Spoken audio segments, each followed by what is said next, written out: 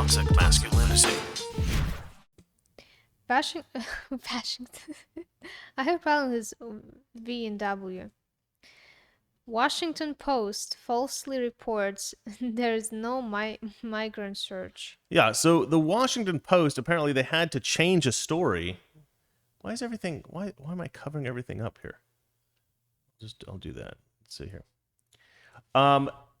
They had to correct the headline of a story and some of the words in the story because they said there's no migrant surge, which is obviously not true. Now, I'm not sure why they were forced to do this, like who forced them to do this. I don't know if they just realized that they did something wrong and they fixed it themselves, but according to this article, they've been forced to correct this. Washington Post updates headline that claimed there's no migrant surge. The Washington Post has corrected a headline that claimed there was no migrant surge at the U.S. border, though it chose to say the article had been updated rather than corrected, and now claims that the surge is actually a predictable pattern. It's a predictable pattern, Valeria. The update follows a correction that the publication was forced to issue earlier this month in an article that attributed fictional quotes to President Donald Trump, right? Because they said that Donald Trump had pressured this politician in Georgia to find fake ballots or something like that, to find corruption, like invent corruption. The Washington Post had lied about that, and now they're lying about this. Okay. The Washington Post's original headline on Wednesday read, "There's no migrant surge at the U.S. southern border. Here's the data." The headline has since been amended to, "The migrant surge at the U.S. border is actually a predictable pattern." Let's have a look at this, actually. So, you can't actually read that, I don't think, because my head's in the way. But it says, "There's no migrant surge at the southern border. Here's the data." And then the subtitle is, "Evidence reveals the usual seasonal bump plus some of the people who waited during the pandemic." Usual seasonal bump. Yeah, this is obviously a very very obvious lie. Once in 4 years when there is a Democratic president. Yeah, this is a very obvious lie. The migrant surge at the U.S. southern border is actually a predictable pattern, they say. This is the new headline. Evidence reveals the usual seasonal bump plus some people waited the pandemic. So their subtitle is the same. They also had to change. It says this post has been updated. No, it hasn't. It was corrected, is what happened. They also had to change this here. It said, what we're seeing, in other words, isn't a surge or crisis, but a predictable seasonal shift. When the numbers drop again in June and July, the policymakers may be tempted to claim that their deterrence policy succeeded, but that'll just be the usual seasonal drop. Not true. This is completely false. So they've changed it to, what we're seeing right now is a predictable seasonal shift. When the numbers drop again in June and July, policymakers may be tempted to claim that their deterrent policy succeeded, but it'll just be the usual seasonal drop. I mean, they're still claiming the same things. They're just using different words, so it doesn't sound quite as bad as their original article. But, you know, they're still lying.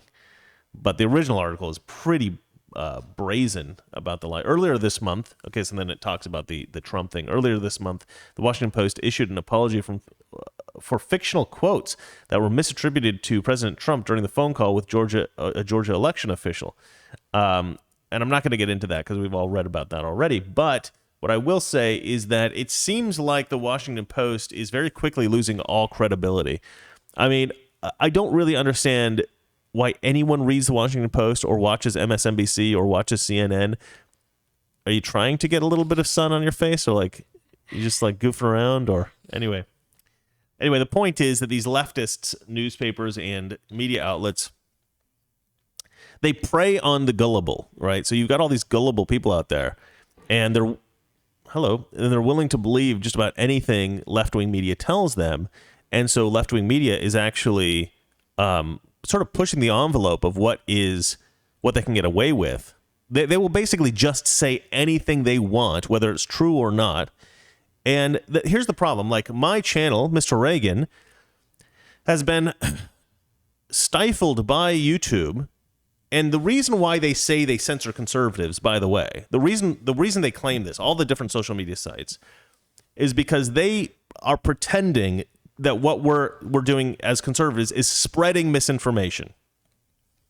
Now, I never spread misinformation. I may say something that's wrong occasionally, but I'm never intentionally spreading misinformation. The Washington Post clearly does intentionally spread misinformation.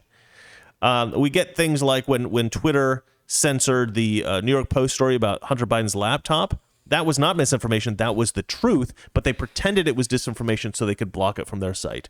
The same thing's going on with YouTube now. I'm being censored because YouTube is pretending that I'm dangerous or I'm spreading misinformation or something like that. I do not. I spread the truth. If I ever say something that's wrong, I'll say that it's wrong. If I ever say something that's my opinion or speculation, I will say, this is my opinion. This is speculation. I don't present speculation as news. I don't present my opinion as news. But when I do express something that is news, it is true. I had one story eliminated from YouTube. They actually took it off of YouTube. This was a long time ago when I said that the fires over the summer were that there were police officers in Oregon who believed that those fires were started by Antifa. That was the report that I gave. And I'll tell you why that's true. Because I know that there are police officers that I have heard from myself who have said this. Now, I don't know if YouTube thinks that didn't happen, that I didn't hear from these police officers, or if they think that because they don't think it's true, it doesn't matter what these police officers say. But all of that is really, I mean, I'm reporting the truth, okay? Whether YouTube wants to believe it or not, I'm reporting the truth, okay? Whether YouTube agrees with it or not. That's the whole way that we can have a reasonable and fair and just society, is if leftists get a chance to express the ideas that they believe are true, and if conservatives get to express the ideas that they believe are true, and we get to report the news accurately, right? I pride myself on being as accurate as humanly possible, right? I check and I double check my sources, and I present things that I know are true. And if I do say something that's a mistake, I'll say I apologize. I realize that was not actually true. Retractions, of course, are very difficult because nobody cares about the retraction. They only ever usually care about the original story. Like, I'll tell you something I messed up on. I originally, when I made my Brains Behind AOC video, I actually attributed her success to, what's his name? Cenk Uygur of the Young Turks. And the reason I attribute it to him is because he was taking credit. He was saying that he developed Justice Democrats. He was saying that was all his project. But it wasn't. That was all a lie. Okay, he was basically just lying on his show, taking credit for all this stuff. It was originally created by a guy named Zach Exley. It was all created by this guy, Zach Exley. And I only found that out after I produced that video. And so I produced a second video, which very few people watched compared to the first one. I mean, a lot of people watched it, in which I went through and I explained what the actual truth was, like what the actual situation was. So I made a little bit of a mistake with the Cenk Uygur thing. Now, he was definitely involved in the whole situation, but he wasn't the mastermind. The mastermind was this guy, Zach Exley. So I corrected that in the second video. I made a whole video just to correct that point and, to dig in deeper and to do a more in-depth thing. But, yeah, I try to produce the truth. I try to express myself as honestly as I can, and I get punished for it. The Washington Post, CNN, MSNBC, the New York Times, these organizations deceive people on purpose. They deceive people on purpose. And they are never punished by YouTube. They are never punished by Twitter.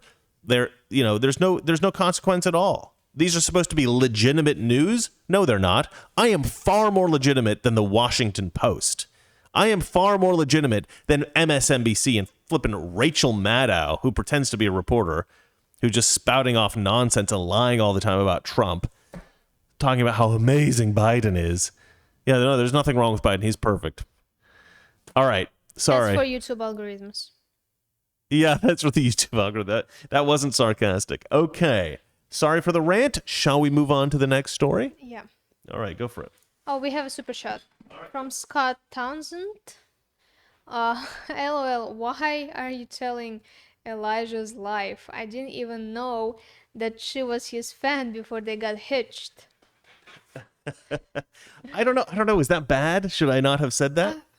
Well, I don't think it's a huge secret. Yeah, I didn't think it was a big deal. I mean, he talks about it like it's not a big deal. But you're right. Maybe I shouldn't have said that. But so shh, nobody tell anybody. It's just between us, guys. Yeah, no, I don't think he cares. I think he's cool. I didn't. I had no intention of like revealing a secret of his. It's just a funny thing. I don't know. It just came to my mind. Yeah, I probably shouldn't be talking about that though. I don't always think before I speak. Probably not a good thing. Anything else? No. Oh, right. Shall we do the next story? Yeah. Excellent. White House denies Fox News is being unfairly treated. Yeah, let me okay, so this is kind of a weird thing. I don't know if I actually agree with well, okay. I think I maybe agree with the White House here to some degree. Because I don't know if Fox News is being unfairly treated. I think they do call, because this is about Peter Doocy, right, which is the reporter for Fox News who covers the White House. And I think he actually does get quite a few toxic masculinity. Weekdays, 9 p.m. Eastern, 6 p.m. Pacific.